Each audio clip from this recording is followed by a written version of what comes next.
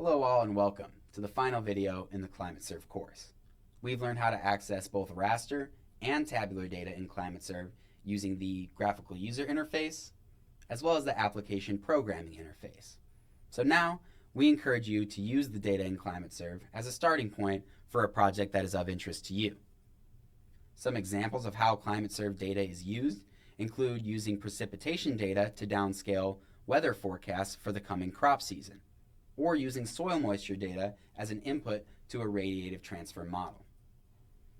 But in this video, we're going to look at a more simple application of ClimateSERV, how we can use ClimateSERV for weather forecasting.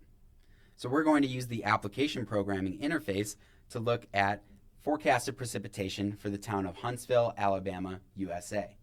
And then we'll compare that forecast to the historical data. So we're filming this video in October of 2024. And we can get forecasted data all the way up until March of 2025 using the NMME dataset in ClimateSERV, which stands for the North American Multi-Model Ensemble Data. We can then go all the way back to 1981, getting historical precipitation data from CHIRPS in ClimateSERV, which stands for the Climate Hazards with Infrared Precipitation with Stations data. So then we're going to make a plot of total monthly precipitation for the winter and spring months, looking at how the forecasted precipitation, shown here in blue, compares to the minimum, maximum, and average precipitation during those months in the historical data, which is shown here in the other colors. So while this is a more simple application of ClimateSERV, we will be getting into more intermediate programming concepts such as for loops and functions. So if you're not familiar with those concepts, I recommend watching some videos on that before watching this video. So without further ado, let's dive into the code. So we will be working with this Google Collaboratory notebook in this video, and this notebook will be available in the course materials as well as in the video description on YouTube. So after you install Google Drive and you have a Google Drive account and you have Google Collaboratory installed on that Drive account, you'll just need to hit File and save a copy in Drive in order to follow along with this code, and you can even change the code cells to fit your needs as well. So the first thing we're going to do is to install the ClimateSERV Python package. So we will hit this run on this cell. We can do that by clicking Shift Enter or just by clicking the play button here. And then we'll import that Python package, and we'll import some other packages here as well in order to visualize the data as well as to export data from ClimateSERV into our Google Drive. Then we're going to mount Google Drive using this drive.mount function, and that will again allow us to go into our Google Drive and export data there. So here I'm picking a folder that I called Sandbox, and this is just an empty folder in my Google Drive where we will export the data. So let's start by getting the forecasted precipitation data. As you recall from the ClimateSERV API video, we can do that using the request data method. So in this case, we're going to request 10 different data sets, one for each ensemble of the forecast. So as you recall, we mentioned we will be using the NMME dataset that has 2 different models available within it, and each of those models has different ensembles or different forecasts within the model. So in this case, we're going to get each of those 10 ensembles and then compare them to each other. So before we call this request data method, we need to define some variables. So let's define some variables that will be constant for all 10 ensembles, and that will be the geometry where we request the data, the operation type, the start date and end date. As you recall, we can get data from October all the way until March of 2025, and then these variables will be left blank. So I will hit run on this cell, and then we will define the different data set ID numbers for each ensemble. So we have those there for ensembles 1 through 10. And we'll also define a different output file name for each of those ensembles. So I just named them Ensemble 1 through Ensemble 10. And I included the different model. In this case, we're using the CCSM4 model in the NMME dataset. And I included the location that we're requesting it for, which, as I mentioned, is Huntsville, Alabama, USA. So we've run all of those cells, so now we can actually request the data. So here we're running the request data method 10 times for each dataset ID number and each out file. All the other variables will be kept the same. So I'll hit run, and we can see that the datasets are being requested from ClimateSERV, and they will be read out here.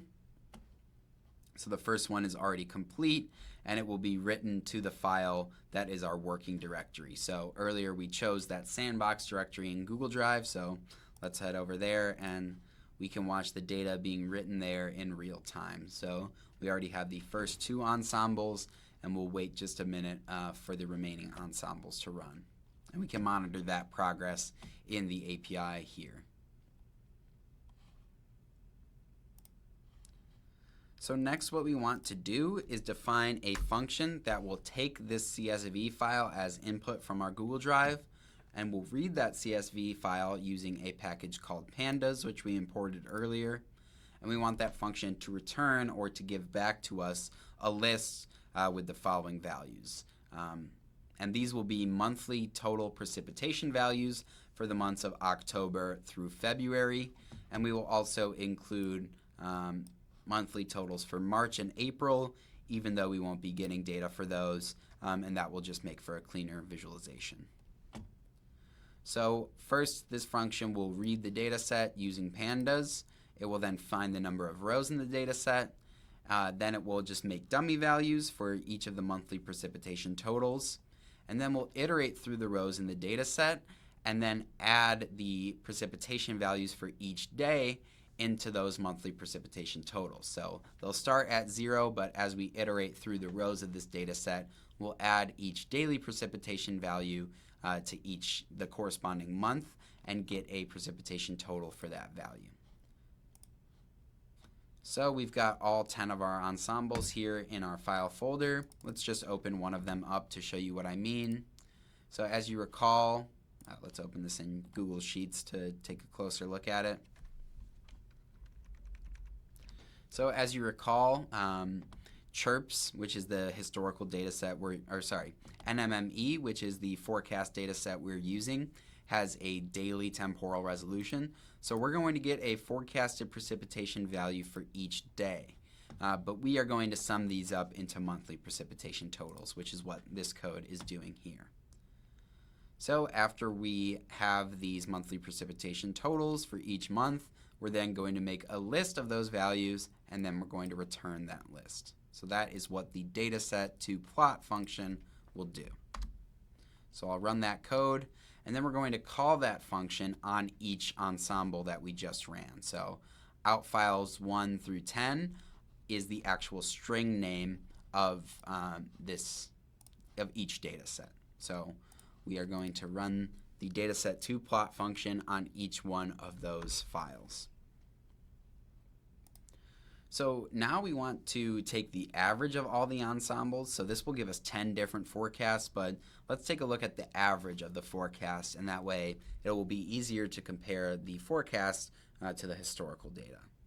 So first I'm just going to make a list containing all of the ensemble lists, and then I will make empty arrays where we will place the monthly precipitation totals for each ensemble. So we're looking at the month of October for each of the ensembles, for 10 different ensembles, and we'll take the average of the monthly precipitation total for October for each of the 10 ensembles and add it in here. And so that is essentially what this for loop is doing.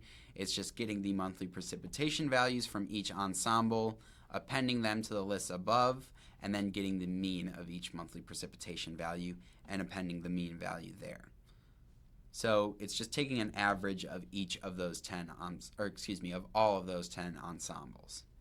So now we have 10 different ensembles. We have the average of all of those 10. So let's plot them and see what the forecast looks like for precipitation for Huntsville, Alabama, for the present day until March of 2025.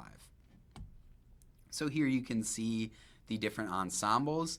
There's quite a bit of variation within the forecast for each of these ensembles, and so you can see the average of the ensembles of all of 10 ensembles, they're represented by the green stars or the teal stars.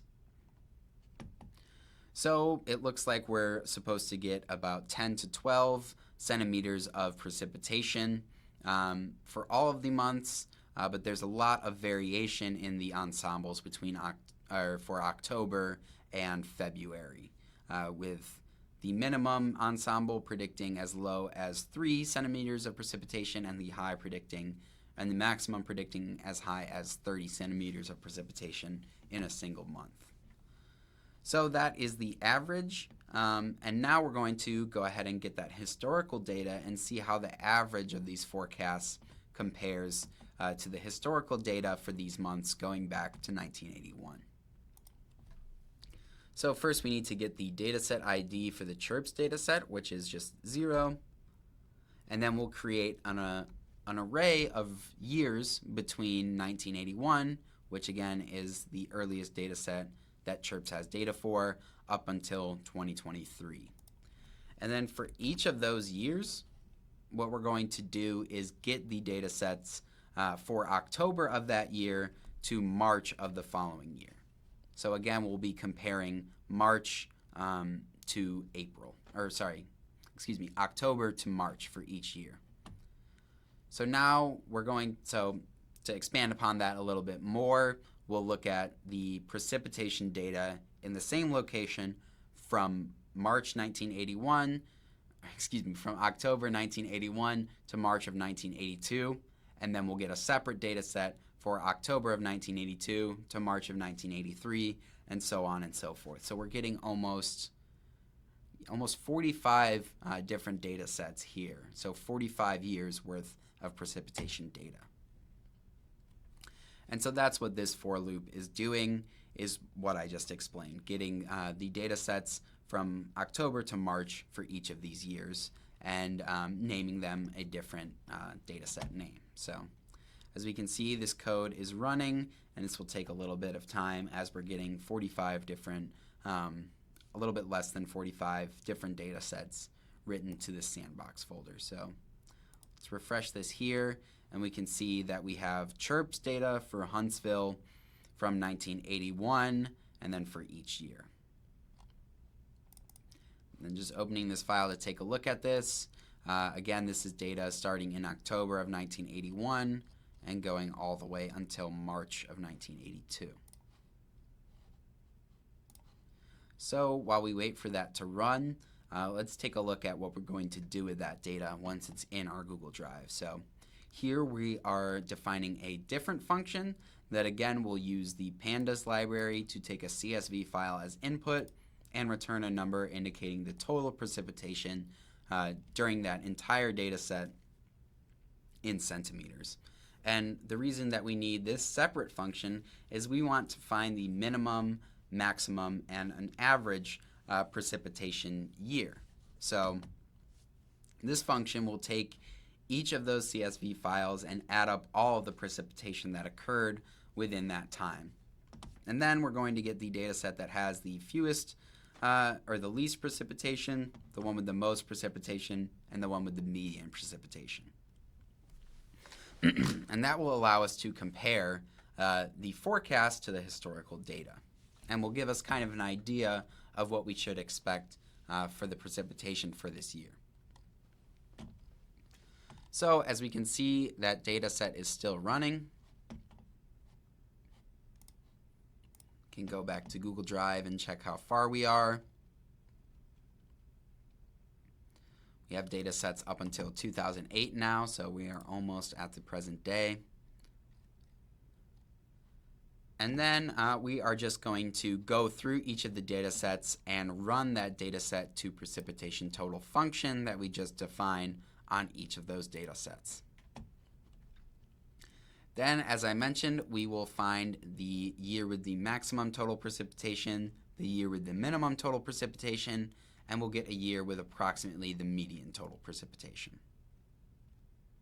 Then we are just going to run that data set to plot function that we defined earlier to get each of those files with the min, max, and median and convert them into those monthly precipitation totals.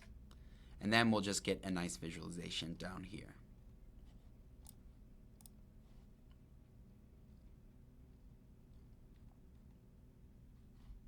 So we only have 6 more years of data.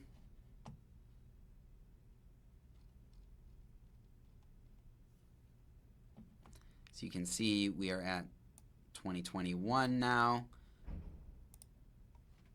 and we are almost finished requesting this data from ClimateSERV. All right, so that data set, or that code block has executed. We have all our data. All that's left to do is to run the code. So again, we're defining that function, running that function on each of the data sets, each of the historical data sets. And now, after we run this cell, we can see that the year with the maximum total precipitation for the months of October to March was 2019. The year with the minimum total precipitation was 1985. And the year with the approximate median total precipitation was 2021. So let's plot each of those. And we're going to plot the forecast as well and see how it compares to precipitation for these months in this region. So as you can see, our 2024 to 25 forecast is shown in the blue dots here. As you recall, we're forecasting between 10 and about 12 centimeters of precipitation per month. That says millimeters, but that should say centimeters because our function converted from millimeters, which is what the CHIRPS data set is in, to centimeters. So the forecasted data, again, is between 10 and 12 centimeters per month. But as we can see, the maximum was between between 10 and almost 30 centimeters per month. And the minimum got down to as few as 3 centimeters per month in January. And looking at about a median year, we can see that it kind of follows the forecast. The median year had a little bit less precipitation in November. It had almost exactly the same precipitation in October. The black dot is hiding behind the blue dot here. And then slightly higher precipitation in the months of December through February. So the forecast using the average of the ensembles from the CCSM4 data is showing that we will have a slightly wetter November and we will have a slightly drier December through February. So that's it for this video. Hopefully that gave you a good idea of how you can use the ClimateSERV API for a project that might be of interest to you. Thank you for watching.